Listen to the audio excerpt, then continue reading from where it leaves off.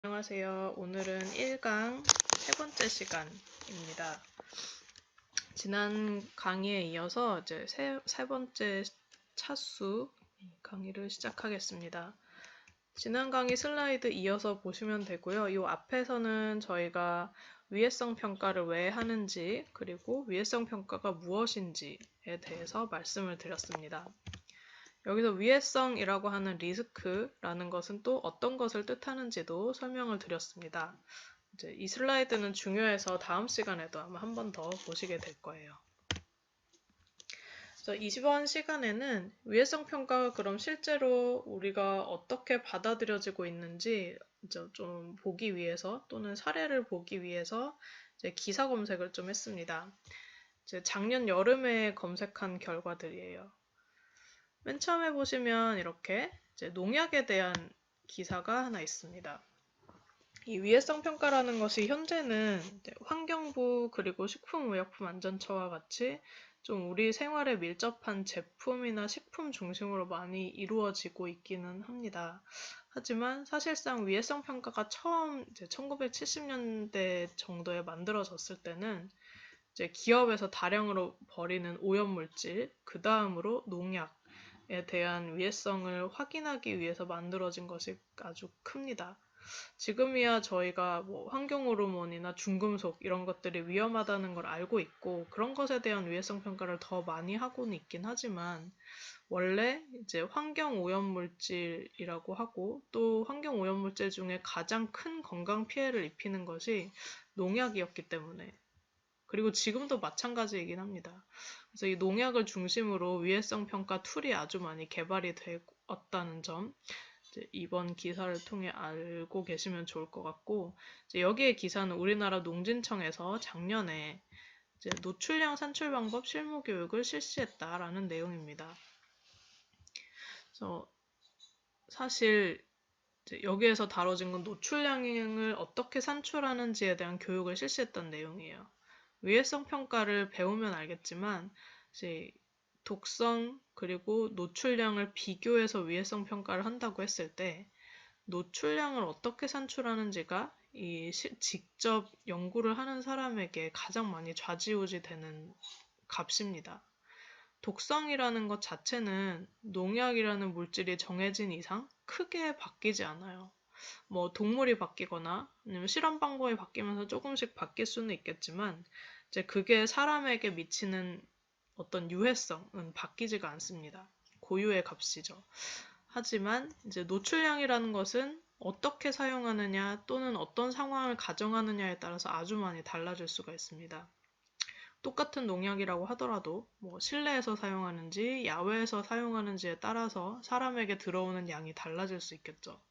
그런 것도 다르게 계산할 수 있고 또 똑같이 실내에서 사용한다 하더라도 보호구를 어떤 것을 사용했고 어떤 수준으로 사용했는지 또 분사를 한다면 어떤 분사구를 사용했는지 분사기의 종류 그 다음에 한 번 분사할 때 몇 분 동안 사용했는지 이런 것들이 전부 다 노출량과 관련된 값들이고 이런 것을 어떻게 가정하느냐에 따라서 노출량이 달라지기 때문에 그것이 결국 위해성 평가 결과를 좌지우지할 수가 있습니다. 이 때문에 노출량에 대한 교육 같은 것들은 계속 되어야 되고 중요한 점인 것 같고 사실 전체적으로 막 그런 것들을 다 고려하기 어렵기 때문에 이렇게 모델 같은 것들을 많이 개발을 하고 있어요. 컴퓨터 소프트웨어 상에 이제 노출과 관련된 어떤 조건들을 이제 직접 입력할 수 있고 입력을 하면 그 조건 하에서 노출량이 어떻게 되는지 산정해주는 모델인 것 같아요. 그리고 실제 노출량 산정을 해보고 이 모델 값과 비교하는 작업 같은 것도 이제 계속 되어 오고 있습니다. 또 아래에 보시면 이제 생태계 교란 생물에 대한 얘기가 있습니다. 이 내용을 저희가 이번 강의에서 다룰 것은 아니고요. 이제 유해 화학물질 관리 그리고 화학물질에 대한 위해성 평가를 저희 강의에선 다루기 때문에 위해성 평가로 검색하면 사실 생태계에 대한 얘기가 상당히 많이 나와서 제가 사례로 넣기는 했지만 이제 저희 강의의 범위는 아니긴 합니다. 여기서 한 가지 아실 만한 것은 이렇게 위해성 평가를 해봤는데 생태계 내에서는 이 화학물질뿐만이 아니라 생물종과 생물종 간의 먹이사슬 관계가 있기 때문에 이제 하나의 생물종이 다른 하나의 생물종의 또 유해인자가 될 수도 있습니다. 여기도 위해성 평가를 해봤더니 전체 생태계에 미치는 위해가 큰 것으로 판단을 해서 이제 뭐 자연적인 먹이사슬이라면 위해성이라고 표현하지 않겠죠. 위해가 없을 테니까. 하지만 그렇지 않기 때문에 이제 생태계 전체에 미치는 위해가 큰 것으로 판단이 되어서 이제 관리를 하겠다. 이런 언급이 있고 이것도 사실상 위해성 평가의 범위에 들어갈 수 있다는 점 아시면 좋겠습니다.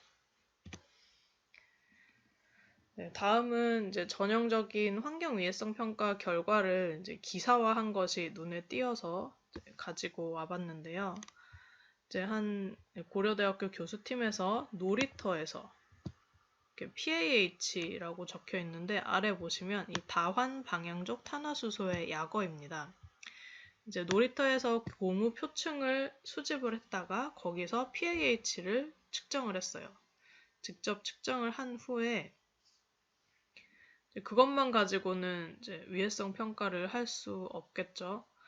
측정한 결과를 가지고 사람들에게 얼마나 들어가는지 이렇게 계산을 한 겁니다. 어떻게 계산하는지는 이제 나중에 천천히 노출평가 시간에 배우시면 되고요. 그것과 함께 앞에 보시면 이 PAH가 어떤 독성을 가지고 있는지도 설명을 하고 있습니다.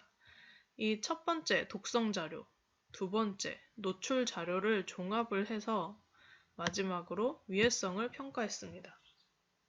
이게 사실상 이번 한 학기 동안 위해성 평가의 단계로 배우시게 될 가장 중요한 세 가지입니다. 독성 평가, 노출 평가, 그리고 위해성 평가.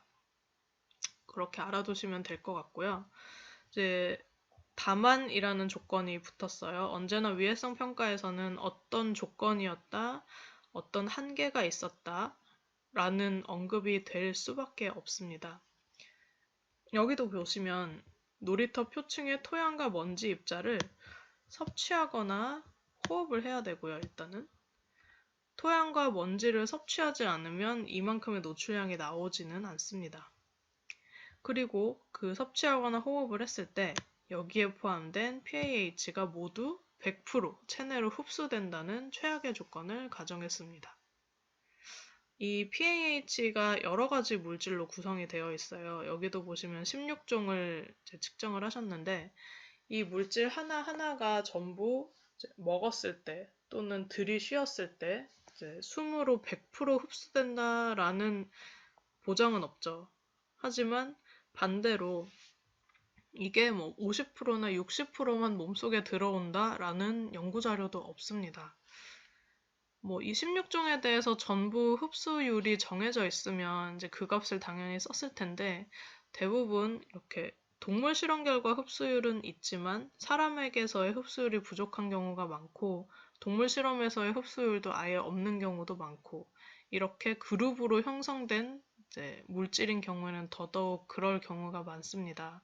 그래서 최악의 조건을 가정해서 그때도 안전하다면 저희는 이제 보수적으로 평가한다라고 표현을 하는데 최고로 보수적으로 평가했을 때도 안전하다면 실제 그보다는 좀 덜 노출될 테니까 훨씬 안심할 수 있지 않겠느냐라는 차원에서 항상 이제 가능하면 과학자들은 최악의 조건을 가정하고 평가를 합니다. 근데 문제는 이제 여기서 최악의 조건을 가정해서 평가를 했더니 뭐 위해도도 나타났고 고무표층 놀이터가 모래 놀이터의 바람 위해도보다 높았다. 뭐 이런 식의 결과가 나왔어요. 그래서 이제 위해도가 얼마나 높았는지도 중요하지만 상대적으로 어땠는지도 언급을 했고 실제로 어린이들이 놀이터를 사용할 때, 놀이터에서 활동을 할 때 어떤 식으로 좀 더 이제 노출이 되고 그래서 PAH가 어떻게 관리돼야 되는지는 좀 추가적인 연구가 필요한 상황입니다. 이 기사만 보시면 그렇게 해석을 할 수가 있습니다. 이런 환경 위해성 평가 결과가 최근에는 많이 시행이 되고 있습니다. 또 다른 거 보시면 이제 여수산단 배출업체 현장 조사에 주민 추천업체가 참여했다. 네, 이런 내용이 있어요. 이제 이번 강의에서도 건강 영향 평가에 대해서는 배우지 않을 텐데 이제 위해성 평가의 단계랑 상당히 비슷하기 때문에 제가 계속 언급을 하게 될 것 같아요. 그래서 보시면 이런 식으로 이제 여수의 산업단지가 있죠. 그래서 산단 주변에 살고 있는 주민들의 건강역학 조사나 이제 유해성 평가 같은 것들을 수행을 할 수가 있습니다. 그리고 많은 산단에서 이때까지 이제 실행을 해왔고 여수도 이와 관련해서 조사를 하겠다는 내용이고요.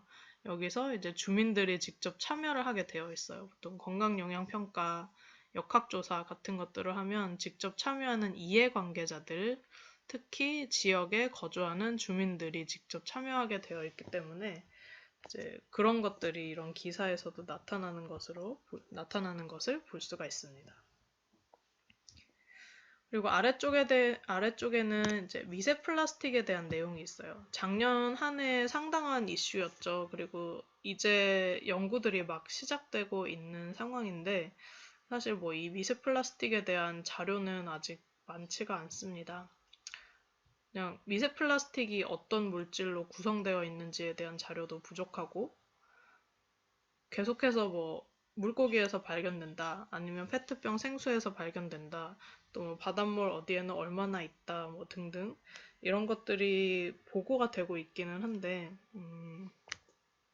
아래에 나오는 것처럼 이제 뭐 이런 물질들이 들어가 있을 가능성은 상당히 크지만 얼마나 있는지는 몰라요. 그래서 그런 것을 이제 계속 연구를 해야 된다라는 자료들이 나오고 있습니다.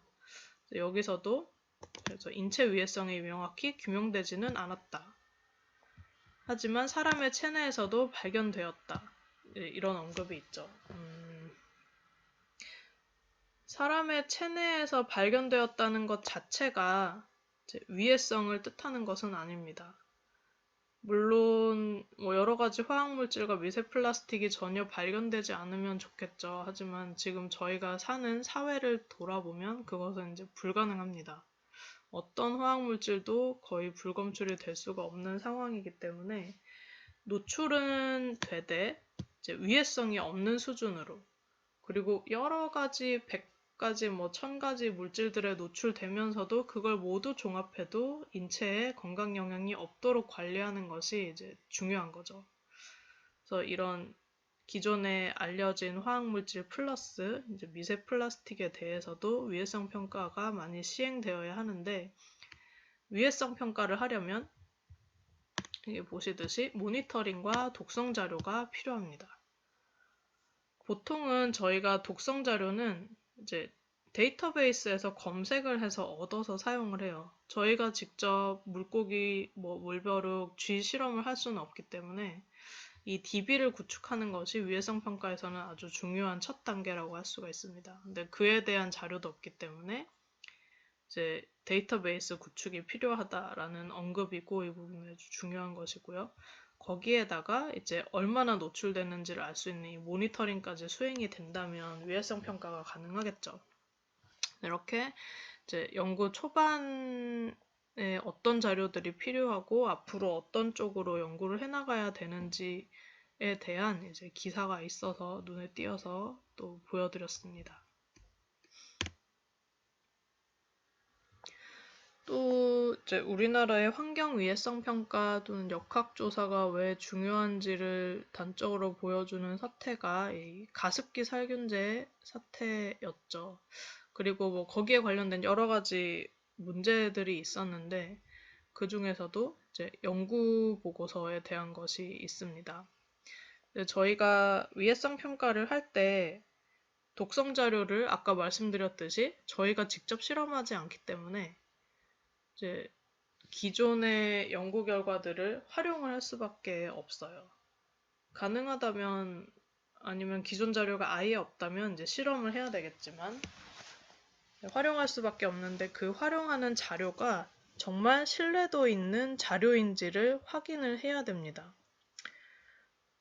여기서처럼 이런 연구를 이제 수주를 했어요. 근데 사실 이 가습기 살균제를 개발하는 회사에서 수주한 연구 과제는 이 데이터의 신뢰성이 좀 일반적으로 이제 떨어질 수 있다라고 생각을 합니다. 그런 것이 단적으로 이 가습기 살균제 연구에서도 드러났죠.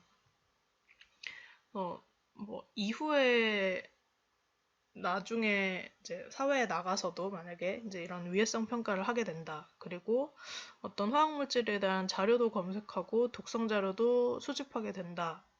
라고 하면 나중에 과제하면서도 보시겠지만 똑같은 물질에 대해서 상당히 다른 수준의 독성 자료가 많이 있습니다.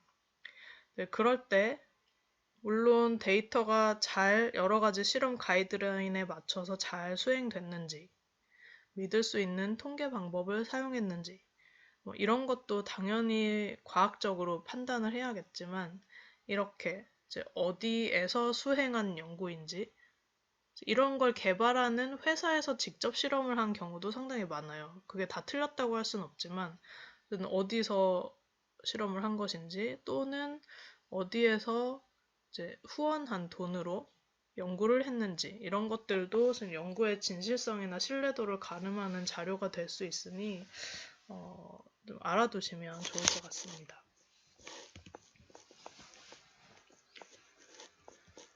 그리고 이 글리포세이트 혹시 그 술 좋아하시는 분들은 들어보셨을 수도 있을 것 같은데 수입 맥주에서 글라이포세이트라는 농약이 뭐 얼마나 검출됐다 이런 기사들이 계속 작년 여름에서 가을까지 계속 나왔던 것 같아요. 그래서 그런지 좀 수입 맥주 그 열풍이 조금 줄어든 것 같기는 한데 어쨌든 아직까지 글리포세이트라는 농약이 전체적으로 금지되고 있지는 않습니다. 그리고 EU에서도 여전히 허용하고 있습니다. 그런데 이제 오스트리아에서 글리포세이트 사용을 금지했기 때문에 이런 기사가 났어요. 저도 이 부분에 대해서는 글쎄요, 아직까지 자료가 많이 없기 때문에 뭐라고 판단하기는 힘듭니다. 근데 이제 글라이포세이트가 독성이 없지는 않은 것 같고, 단지 이제 암을 유발할 수 있는 가능성은 있는데, 어느 수준에서 암이 발생하는지에 대한 값이 정확하게 정해져 있지 않아요. 그래서 이제 논란이 될 수밖에 없는 것 같습니다. 근데 이제 다음 시간에 배우시겠지만 이제 국제암연구소라는 곳에서 어떤 여러 가지 화학물질에 대해서 이것이 발암 가능성이 있는지 없는지를 이런 식으로 등급을 매기고 있어요. 여러 가지 과학적인 자료를 수집을 해서 이제 이거에 따르면 발암성이 있습니다. 발암성이 있되 얼마나 먹으면 또는 얼마나 사용하면 실제 사람에게 암이 생기는지에 대한 농도는 정할 수는 없어요. 정할 수 없으니까 이제 일단 이것이 독성에 대한 자료라면 이제 저희는 노출 자료를 활용을 해서 이제 위해성을 평가를 해볼 수가 있겠죠. 그래서 우리나라도 뭐 좀 고려할 필요는 있겠다 이런 기사를 보면서 생각을 해보았습니다. 그리고 네, 여기까지 이제 위해성 평가가 실제 사회에서 어떻게 다뤄지고 사람들에게 받아들여지고 있는지를 조금 살펴보았고요. 제가 기사 설명하면서도 이제 간간히 이야기를 했고 앞에서도 보여드렸지만 이렇게 유해성 확인을 하게 돼요. 여러 가지 화학물질을 어떤 화학물질인지 결정을 하게 되고 이게 진짜 유해할 가능성이 있는지도 이 과정에서 확인을 하게 됩니다. 그러고 나면 이 유해성 평가와 노출 평가 단계를 거치게 됩니다. 유해성 평가 단계에서는 이제 자료를 수집해서 어떤 독성이 있는지 결정을 하게 되고 또 허용 가능 기준도 이 과정에서 정하게 됩니다. 여러 가지 공인 기관이나 아니면 우리나라 식품의약품안전처 같은 곳에서 이만큼 하루에 먹을 수 있어 라고 딱 정해준 기준이 있다면 이제 이 단계는 상당히 쉽게 넘어갈 수가 있습니다. 하지만 이제 어떤 상황에서도 쉽지 않은 것이 이 노출평가 쪽인 것 같아요. 그래서 노출평가를 거의 3주에 걸쳐서 배우시게 될 텐데 다양한 방법으로 노출 평가를 수행을 할 수 있고 좀 그 과정에서 신뢰도를 구축을 할 수가 있어야 됩니다. 이 두 값을 결정을 해서 위해도가 있나 없나를 판단을 하게 됩니다. 최근에는 위해도가 있나 없나를 판단하는 기준도 여러 가지가 제한되고 있어서 그냥 단순히 있다, 없다 라고만 할 수도 있고 위해도가 아직은 없지만 좀 주의해야 된다라는 정량적인 판단 기준을 제시할 수 있는 방식도 사용을 하고 있습니다. 이런 것들을 배우시게 될 것이고 최종적으로는 사실 우리가 위해성 평가를 하는 목적은 사람들에게 좀 더 안전한 제품 또는 안전한 환경을 누릴 수 있도록 하는 것이죠. 단순히 여기서 위해도 결정을 한 다음에 끝내고 나면 아무런 액션도 취하지 않으면 이제 위해성 평가를 할 필요가 없죠. 그래서 이제 결정된 위해도를 이제 어떻게 사람들에게 알리고 또는 정보부처나 관리기관이 될 수도 있겠죠. 그쪽에 알리고 또 그 담당하는 부처나 아니면 규제기관에서 어떻게 이 리스크를 관리할 것인지 대책도 세우고 사람들에게 그에 대한 충분한 설명을 하고 이런 것들이 반드시 병행이 되어야 앞에서 쭉 수행한 위해성 평가가 결과적으로 결론을 맺는 것이라고 보시면 되겠습니다. 저희가 이번 강의에서 배우는 내용은 이 전체적인 단계에 대한 것이고 이제 위해 소통이나 관리에 대한 것은 이제 개념적으로 어때야 된다 이런 정도만 좀 다루게 되겠지만 항상 이 위해성 평가를 수행을 하거나 아니면 그 결과를 접할 때에는 이게 사회적으로 이렇게 적용이 되어야 되고 소통, 관리가 훨씬 더 중요한 것이다 라는 점은 계속 이제 인식하고 계시면 좋을 것 같습니다. 네, 그러면 이제 마지막으로 위해성 평가가 전반적으로 어떤 것인지 보셨으니까 케이스를 가지고 조금 더 생각해보는 시간을 가져보려고 합니다. 여기 보시면 카펫, 소파 등에 포함된 난연제라고 되어 있어요. 그림에도 일반 이제 집안의 그림이 있죠. 미국의 집인데 바닥에 우리나라와 같은 장판이 아니라 보통 카펫이 많이 깔려 있습니다. 그리고 우리나라도 점점 이제 좌식이 아니라 입식 생활을 하는 곳이 늘었죠. 그래서 소파, 이런 의자들을 사용을 하고 있고요. 그 다음에 이외에 사실 가전제품이 엄청나게 많습니다. 여기는 텔레비전으로 표현이 되어 있는데 다양한 가전제품들을 저희가 활용을 하고 있죠. 그런데 이 난연제가 여러 가지 소비자 제품에 사용이 되면서 사람들에게 위해성이 있을 수 있다라는 이제 문제 제기가 되었어요. 이럴 때 어떤 정보가 있어야 위해성 평가를 할 수 있을까에 대해서 생각해 보도록 하겠습니다. 우선은 난연제라는 게 정말 사람들에게 독성을 일으키는지에 대해 알아야 되겠죠. 그래서 난연제에 대해서 좀 조사를 해봤더니 이런 것들은 기본적으로 뭐 구글이라던가 아니면 뭐 네이버에 쳐봐도 조금의 정보는 얻을 수가 있습니다. 그래서 감을 잡는 정도로 사용을 하실 수 있는데 좀 대표적으로 갑상선 호르몬, 우리 몸에서 뭐 대사나 항상성 유지에 작용을 하는 갑상선 호르몬을 교란할 수 있다라는 독성이 좀 크게 대두가 되고 있어요. 그래서 그러면 난연제가 갑상선 호르몬 독성을 사람들에게 일으킬 수 있다. 그러면 얼마나 노출되어야 이제 사람들에게 갑상선 호르몬 교란을 일으킬 수 있는지를 결정을 해야겠죠. 그때 저희가 고려해야 될 게 이것뿐만은 아니지만 이런 것들이 있을 수 있습니다. 우선은 어떤 사람들이 사용하는 카펫, 그리고 어떤 소파에 난연제가 있나 없나가 중요하겠죠. 이거는 사실 재질에 따라서 난연제가 첨가되기도 하고 첨가 안 되기도 하기 때문에 이제 재질만 가지고도 어느 정도는 파악을 해볼 수가 있습니다. 이 사진에 보시면 폴리우레탄 폼으로 되어 있는 거, 우리나라에서는 PU라고 표현을 많이 하는데 이제 PU 재질로 된 소파에는 난연제가 많이 들어가 있을 수 있습니다. 반대로 이제 패브릭 재질로 된 소파 이런 데는 난연제가 들어가 있지 않아요. 일부러 첨가할 필요가 없기 때문이기도 한데 이런 재질을 가지고 난연제 함유 여부를 알 수가 있습니다. 여부를 판단을 하고 나서는 실제 얼마나 들었는지도 중요하겠죠. 이런 것들은 보통 이제 기업에서 정보가 있으면 그것을 얻는 것이 가장 좋고, 그게 어려우면 샘플링을 해서 또는 요 주변의 먼지를 수집을 해서 대략 얼마가 있는지 역추적할 수 있도록 그런 작업들을 하게 됩니다. 그리고 또 하나는 직접 사용하는 사람이 카펫이나 소파에 아무리 난연제가 많이 들어있다 하더라도 만지지 않으면, 또는 그 집에 있는데 집에 많이 들어와서 잠을 자거나 활동하지 않는다면 노출이 안 되겠죠. 그래서 카펫이나 소파를 얼마나 만지는지, 몇 시간이나 접촉하는지 이런 것들도 이제 노출을 확인할 때 중요한 정보가 됩니다.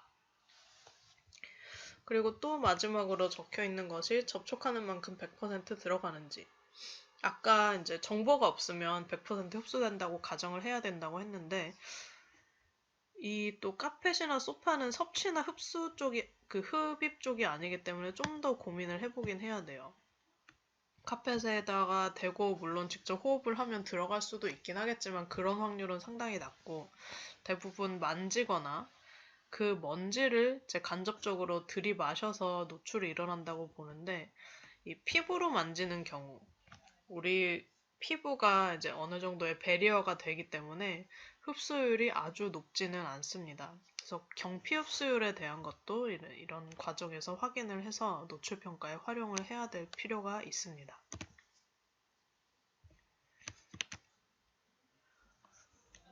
이렇게 위해성 평가를 수행을 하고 나면 이제 건강 영향 가능성을 파악을 할 수 있겠죠. 독성과 노출량을 비교해서. 그리고 이렇게 파악된 그 독성 자료는 화학물질 노출 허용 수준 설정을 하는데 활용이 될 수가 있습니다. 그리고 좀 더 나아가서 여기 그림에 보시면 어른이 있고 아이가 있죠. 아이 대상으로 한 노출량 값이랑 이제 어른을 대상으로 계산한 노출량 값이 상당히 다를 수가 있습니다. 계속 다음 시간에도 말씀을 드리겠지만 어른의 경우에는 먼지의 섭취율이 현저히 낮고요. 아이의 경우에는 직접 흙을 집어먹거나 먼지를 손을 빨아서 아니면 바닥을 기어다니면서 손에 많이 묻혀서 이제 흡수를 하는 경우가 훨씬 더 많기 때문에 어른들보다 화학물질의 노출량이 커질 수밖에 없습니다. 그렇게 계산한 결과는 이제 어른이 사용하는 제품은 좀 화학물질이 많이 들어가도 되게 허용 수준을 설정할 수 있을 거고요. 반대로 아기가 사용하는 물품에는 이 난연제를 사용하지 않는다라던가 아니면 다른 난연제를 사용한다라던가 이제 농도를 낮춰서 사용한다라던가 여러 가지 이제 규제를 좀 더 다르게 설정할 수 있을 거예요. 그것도 역시 이렇게 노출 평가나 위해성 평가가 수행이 되어야 가능한 것이라는 점, 이 케이스를 통해서 아셨으면 좋겠습니다. 그리고 두 번째 케이스는 이제 독성물질 검출이 되었다 이런 기사들을 심심찮게 보실 수 있을 거예요. 특히 소비자보호원이라던가 국가기술표준원에서 이제 가이드라인이 있는 화학물질에 대해서는 지속적으로 모니터링을 하고 있습니다. 여기 보시면 어린이용 비옷과 장화에서 환경호르몬인 프탈레이트가 검출되었다라는 기사가 있었어요. 이렇게 생긴 비옷이나 장화, 플라스틱으로 PVC 소재가 있기 때문에 프탈레이트가 들어가 있을 수 있고, 그것 때문에 규제가 있는데 그 규제를 넘었다는 것이죠. 그러면 비옷에서 프탈레이트가 검출되는데 이게 정말 아이들에게 위험한 것인가? 를 알기 위해서는 또 위해성 평가를 수행을 해야 됩니다. 이 정보를 가지고 위해성 평가를 하고 싶을 때는 그러면 어떤 점들을 이제 수집을 하고 알아야 가능한지를 보겠습니다. 우선은 프탈레이트가 대체 어떤 독성을 가지고 있는지, 독성이 없으면 노출 평가를 하더라도 뭐 위해성 평가 결과가 유해하지 않다라고 나올 거기 때문에 독성을 먼저 파악을 해야 하고요. 이제 프탈레이트는 좀 상당히 낮은 수준에서도 성호르몬 교란 등을 일으킬 수 있는 이제 환경 호르몬으로 알려져 있습니다. 그럼 여기서 독성 체크를 했고, 이제 그 다음은 전부 노출에 대한 이야기입니다. 여기서 이제 검출을 했죠. 함유량이 얼마인지. 그런데 그 제품에 이만큼 함유가 되었다 하더라도 어린이들이 비옷을 매일매일 얼마나 입을까요? 몇 번이나 착용할까요? 아니면 뭐 1년에 몇 번 착용할까요? 그 1년에 몇 번 착용하는 이벤트에서 프탈레이트가 아이들에게 얼마나 흡수될까? 게다가 보통 맨몸으로 비옷을 입고 있지는 않기 때문에 이제 기껏해야 얼굴 또는 손 정도가 비옷에 닿는 정도일 텐데 그 닿는 피부에 프탈레이트가 흡수된다. 그것도 이제 접촉하는 만큼 100% 흡수되는 것은 아니에요. 그래서 이런 정도의 정량적인 정보를 모두 종합을 하면 1년 동안 비옷, 장화를 아주 자주 신는 어린이의 케이스라 하더라도 뭐 요만큼이다. 뭐 이런 식의 정보가 계산이 될 수가 있겠죠. 이런 식의 고려가 필요하다는 점. 그래서 비옷을 입는 또는 장화를 사용하는 그 어린이들, 사용 대상이죠. 사용 대상에 대한 건강 영향 가능성을 일단 파악을 할 수가 있고, 역시 이 값도 역시 이제 화학물질 노출 허용 수준을 설정하는 데 활용이 될 수 있는 정보가 되겠습니다. 이번 시간은 여기까지 보시고 다음 시간에 이어서 케이스 3부터 살펴보도록 하겠습니다. 수고하셨습니다.